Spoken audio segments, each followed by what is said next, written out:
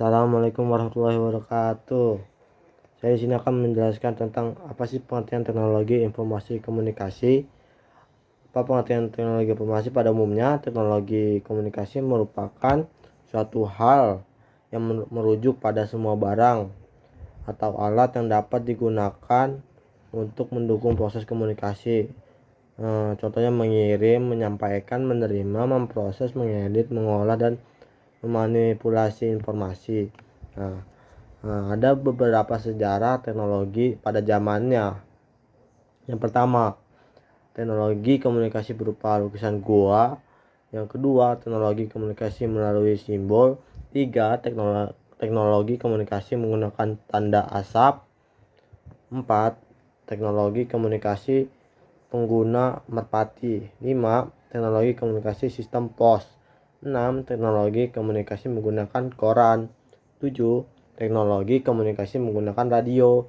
8. Teknologi komunikasi menggunakan telegraf. 9. Teknologi komunikasi menggunakan telepon. 10. Teknologi komunikasi menggunakan televisi. Dan lain-lain. Dampak terhadap masyarakat yaitu pertama, adanya penemuan telegraf mengubah cara komunikasi jarak jauh, dilakukan mempercepat pertukaran informasi dan membuka jalan bagi perkembangan sistem telekomunikasi modern. Yang kedua, pembangunan ARPANET. ARPANET mengubah dunia menjadi lebih terhubung secara global, memberikan akses mudah ke informasi dan komunikasi, dan membentuk dasar bagi internet modern. Yang ketiga, komputer pribadi mengubah cara kerja, belajar, dan berinteraksi dengan teknologi, memberikan akses langsung ke komputer pribadi kepada individu dan organisasi. Yang keempat, perangkat bergerak.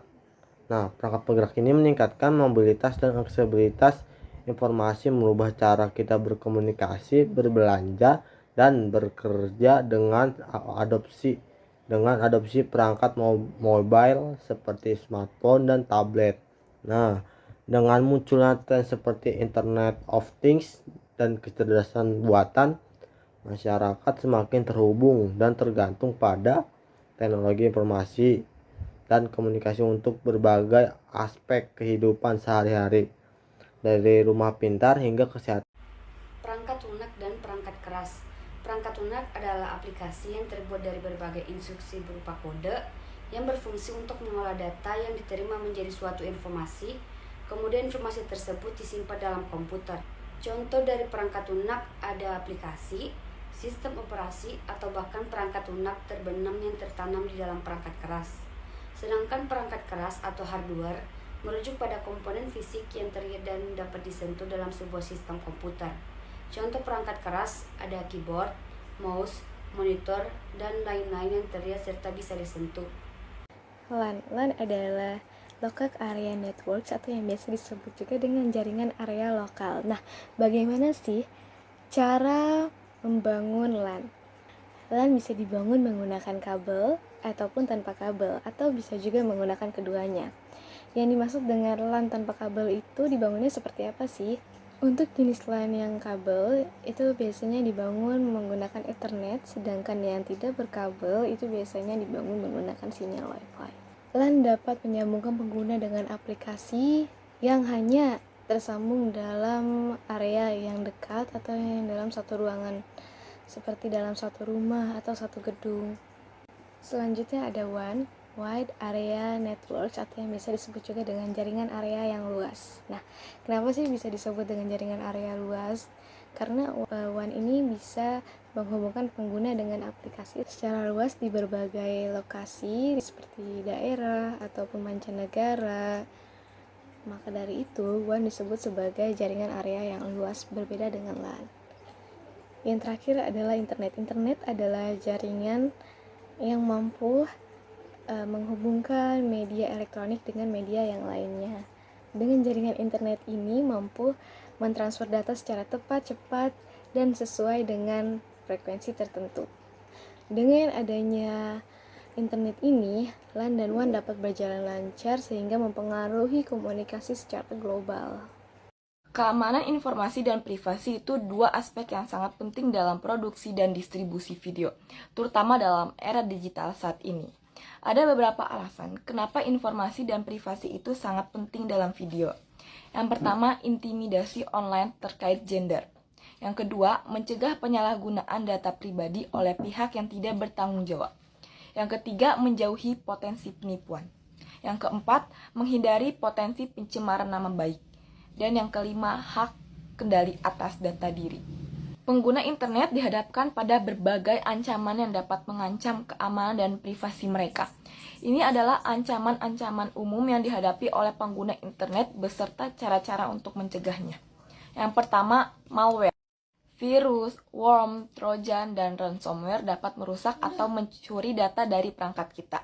Mencegahnya dengan memperbarui perangkat lunak keamanan, menghindari mengklik tautan yang mencurigakan, dan menggunakan perangkat lunak antivirus yang kuat. Yang kedua, phishing, upaya untuk memperoleh informasi sensitif dengan menyamar sebagai entitas terpercaya.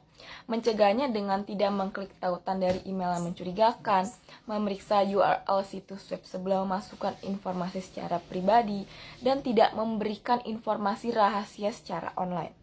Yang ketiga, identitas palsu. Identitas pengguna internet dapat disalahgunakan untuk melakukan penipuan. Mencegahnya dengan menggunakan kata sandi yang kuat, mengaktifkan autentikasi 2 faktor, dan membatasi informasi pribadi yang diposting secara daring. Yang keempat, serangan denial of service. Serangan denial of service bertujuan membuat situs web tidak tersedia dengan membanjiri server dengan lalu lintas yang tidak normal.